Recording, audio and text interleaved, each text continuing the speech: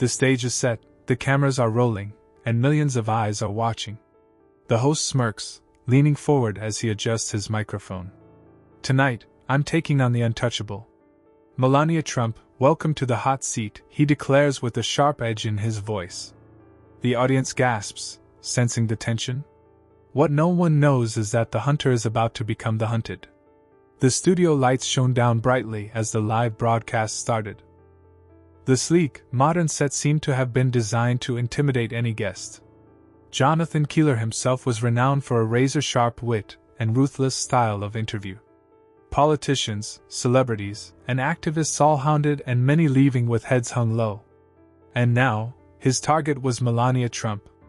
At its forefront strode in a figure of glamour, the ex-First Lady, who conquered the stage upon her entrance.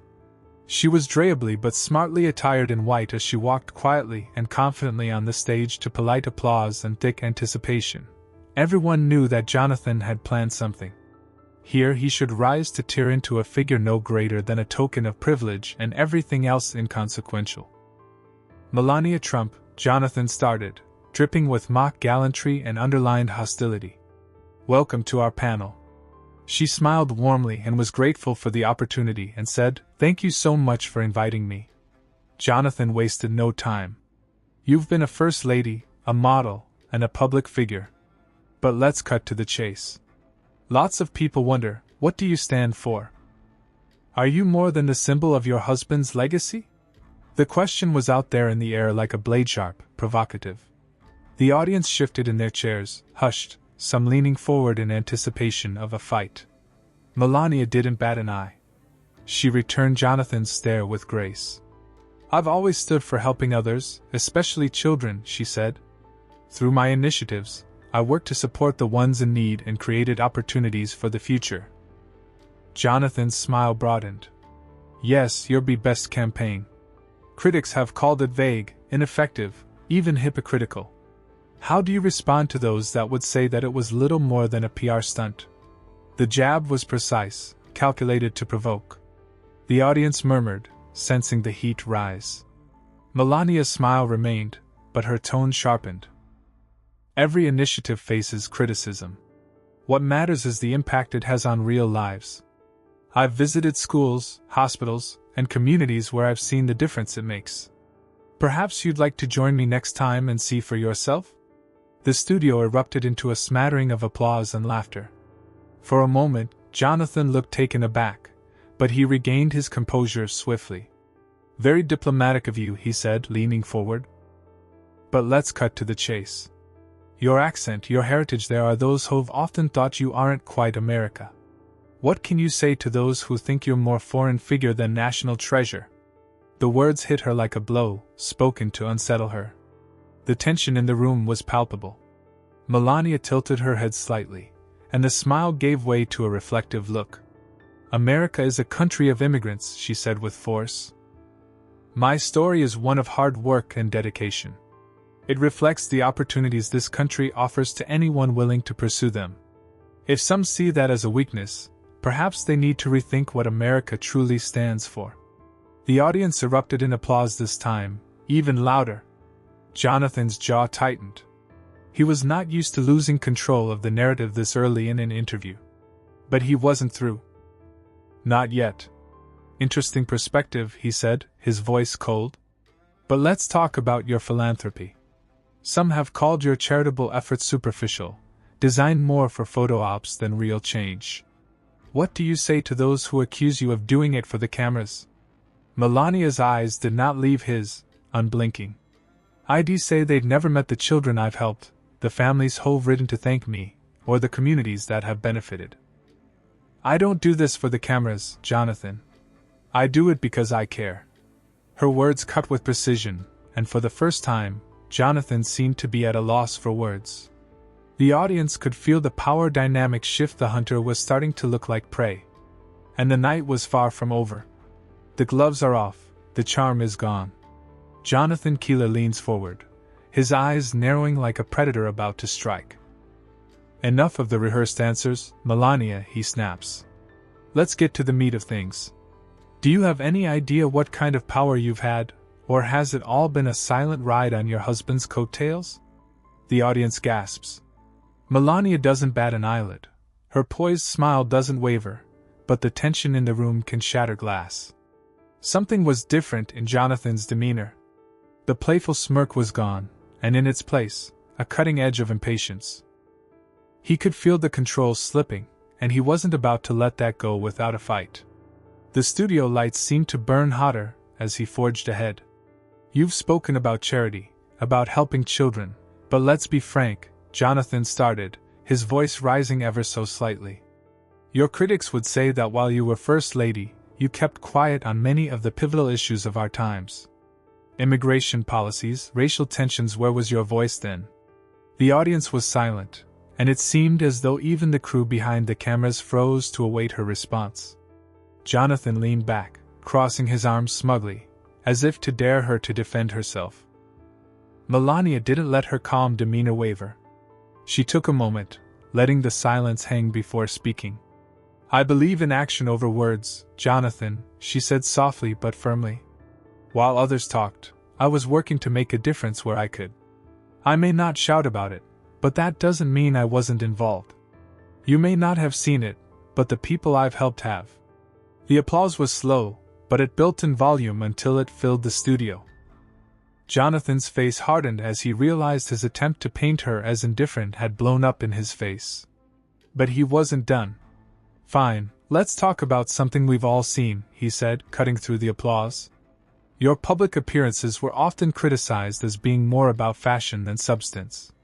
The designer gowns, the photo ops, do you really think that helped anyone? Melania cocked her head slightly, her eyes narrowing just a fraction. Jonathan, every public appearance I made was an opportunity to bring attention to important causes, she said. If wearing a designer gown helped bring cameras to a children's hospital or a school in need, then I'd say it was worth it. Wouldn't you? The audience really clapped this time, louder and longer. Jonathan's cool began to crack for a second. He fumbled with his cue cards, struggling to get a grip on the debate. All right, he said, his voice taking on a sharper edge. Let's get personal. A lot of people think you're aloof, distant. Do you feel that's what's holding back many Americans from getting a connection with you?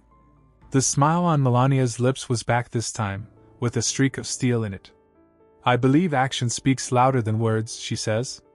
If someone finds it hard to connect with me, perhaps they haven't taken the time to understand what I've done or what I stand for. But that's not my burden to carry. The room was electric. Jonathan was clearly frustrated. He looked for the clock to see how little time he had left in order to strike the clinching blow.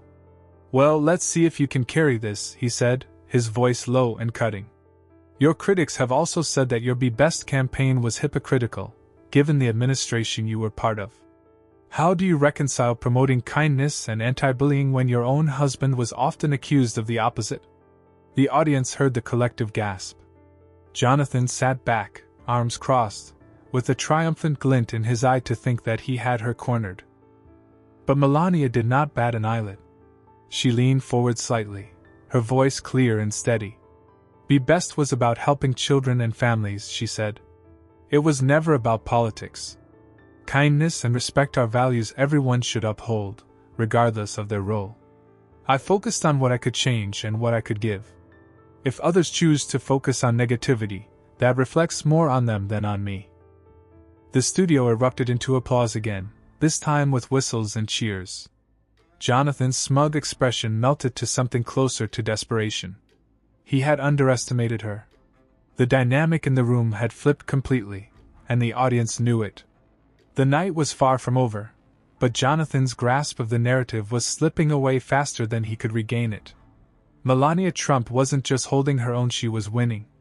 Jonathan's voice cut through the air. You speak to respect, Melania, but come on. Respect is not enough when lives are on the line. Where were you when families were being torn apart? Where was your outrage? The crowd was silent, awaiting her response. Melania didn't even bat an eyelid. Instead, leaning forward, tone icy, calculated, are you here to have a discussion, Jonathan, or to throw stones? Because I can play that game too. The tension in the room was suffocating. Jonathan Keeler had pressed hard, well beyond the line into overt aggression. This was no longer an interview but a spectacle of verbal combat.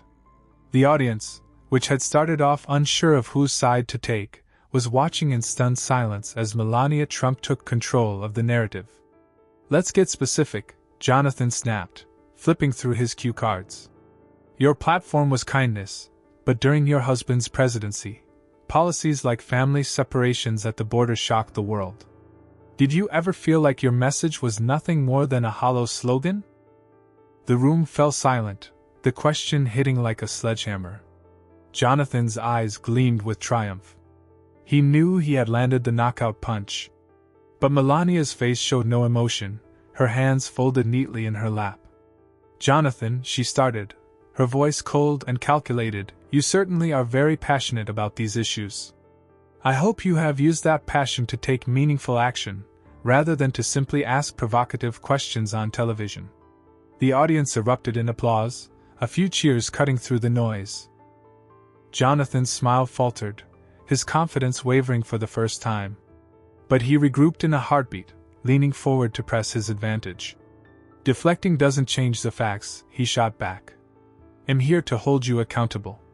The world deserves to know why you stayed silent on these matters." Melania's eyes seemed to narrow. "Silence?" she asked, her tone hawked the attention of the audience to lean a little closer. "You mistake grace for silence, Jonathan." While they yelled, I worked behind the scenes to aid children and families who suffered under policies outside my purview. That is leadership, not making noise for the sake of appearances. She cut with precision, and the audience erupted anew. Jonathan was frustrated now, trying to regain the high ground. "Behind the scenes?" he scoffed. "That's convenient. But let's talk about the public stage. You were seen as aloof, disengaged. In times of crisis you had little to say. Isn't it fair to say you didn't use your platform?" Melania leaned back in her chair, unruffled. "Jonathan, my job was never self-aggrandizing. It was about the work, not the headlines. If that is the definition of failure, I am proud to have underwhelmed you." The studio was electric. The audience wasn't just watching anymore, they were rooting for her. Jonathan's carefully orchestrated takedown was unraveling, and he knew it. But he wasn't ready to give up. "Fine," he said, his voice now cold as ice. "Let's move on to something else. Your critics have pointed out that your charitable efforts were often overshadowed by controversies surrounding your husband. Did that ever bother you? Or were you content to let him take the heat while you stayed in the background?" The question was barbed, designed to provoke. But Melania's response was immediate and cutting. "Jonathan," she said, her voice strong and steady, "each decision I made was mine alone. I am not defined by anyone else's actions. My work speaks for itself. If you have doubts, perhaps it's time you do your research instead of relying on rumors." The audience exploded in applause, and even whistles could be heard around the studio. It was falling apart now for Jonathan, and the options were slowly but surely running out. For a moment he dilly-dallied, his hands simply hovered over the cue cards. Then, with a glance upwards, his facial expression was partly frustration and partly desperation. "Okay, Melania," he now said, his voice being laced with sarcasm. "If the work has that much effect, why don't you tell them? What is one thing that you have done that you feel has changed lives?" Melania didn't waste a second.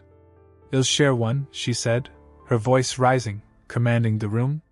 "When I visited a children's hospital, I helped secure funding for a new wing dedicated to pediatric care. That wing now serves hundreds of families every month. That's one example, Jonathan. Do you need more?" Again the crowd onto their feet this time, and applause gave eruption. Jonathan's face was just a picture of utter incredulity. Something subtle had just shifted, and everybody in this room knew it. The hunter had become the hunted. Jonathan slammed his fist onto the table, his voice rising in anger. "Enough rehearsed answers. Be real for once, Melania. How much of this is real? Or are you just another created image, hiding behind PR? Be honest." The audience gasped, the tension unbearable. But Melania's icy smile remained. She leaned forward and delivered a line that would shatter the room. Careful, Jonathan. When you dig too deep, you might not like what you uncover. The energy was electric in the studio as Jonathan Keeler, desperate for control of the event, had taken off the gloves. Gone was his calm facade. Frustration was evident. He had pushed and prodded in every direction, but nothing seemed to rattle Melania Trump. Now, with his credibility on the line, he was going all in. "Let's talk about authenticity," he snapped, his tone sharp. "You've crafted this image of elegance and grace, but how much of it is real? How much of it is just a carefully controlled narrative? Isn't it true that every step you've taken has been orchestrated by a team of advisors?" Melania's eyes narrowed slightly, the first flicker of emotion breaking through her composed exterior. She straightened in her seat, her voice steady and cutting. "Jonathan," she said, an almost melodic quality to her words because of her accent, "you seem very interested in authenticity. Tell me, how authentic are you when you ambush your guests for entertainment?" The audience erupted in applause, the sound reverberating through the studio. Jonathan's face colored, but he plunged ahead, undeterred. "That's a deflection," he shot back. "The public has a right to know who you really are. You talk about charity, values, and leadership, but where are the receipts? Where is the proof that you've made a real difference?" Melania's head leaned in as she narrowed her eyes, as if piercing through. "Do you request receipts from every public figure that sits in that chair, or is it just people you feel threatened by?" The crowd immediately and overwhelmingly erupted. Cheers, whistles, and applause filled the room, leaving Jonathan's composure cracked, trying to regain control of the narrative. "Fine," he growled, his teeth clenched. "If you want proof, let's get specific. What have you done that has fundamentally changed lives? Not photo ops, not headlines. Real impact. Can you answer that?" Melania's face softened slightly, but her tone remained resolute. "I've spoken about my work tonight, Jonathan. But if you're asking for more, I'll give you an example. When I visited an underserved school in West Virginia, I didn't just speak to the children. I worked with local organizations to secure funding for better resources and new technology. Those children now have access to tools that can change their futures. That is real impact." The applause thundered. Jonathan wriggled uncomfortably in his chair, his surprise clear over the details in her reply. He gazed up at his cue cards for something, any opening to regain his momentum. "That was but one," he said condescendingly. "Isn't it, however, fair to say many of your efforts ended with no meaningful long-term impact? In fact, there are some who've spoken about your efforts being all optics with no outcomes for merit. How would you answer such an allegation?" Melania's eyes turned cold. "I answer by asking them how many of those critics have taken the time to do the work. It's easy to judge from the outside, Jonathan. But making a difference takes time, effort, and perseverance. Perhaps you should try it sometime." The audience erupted in applause. Jonathan's frustration could no longer be contained. He leaned forward, his voice rising. "This isn't about you, Melania, this is about transparency. You've had years in the public eye, and yet many people feel they don't know the real you. Isn't it time you dropped the facade?" The smile returned, colder and more incisive than ever. "The real me has always been here, Jonathan. Perhaps the problem is that you've been so busy tearing people down, you never saw it." The crowd was clapping, reaching a crescendo. Jonathan leaned back defeated. He had spent the whole evening trying to corner Melania Trump, but at every instance, she turned the attack into a chance to flex her strength and poise. As the show was getting to a close, the energy in the crowd was palpable. These were not just spectators witnessing an interview, they were witnessing a masterclass in grace under fire. Melania not only held her own but had left Jonathan scrambling to recover. The final question loomed, and visibly drained, Jonathan knew he had one last chance to make an impression. "If you could send one message to the people watching tonight, what would it be?" he asked, his voice subdued. Melania now turned to the camera and softened her expression. "My message is simple. Focus on what you can do to make the world better. Do not let noise and negativity distract you from your purpose. And always, always choose kindness. The audience rose to their feet, thunderous applause. Jonathan sat silent, defeated. The cameras panned to Melania, her composure an oasis of calm in the aftermath of the chaos unleashed. As the credits rolled, one thing became clear: Melania Trump hadn't just survived the ambush. She had triumphed.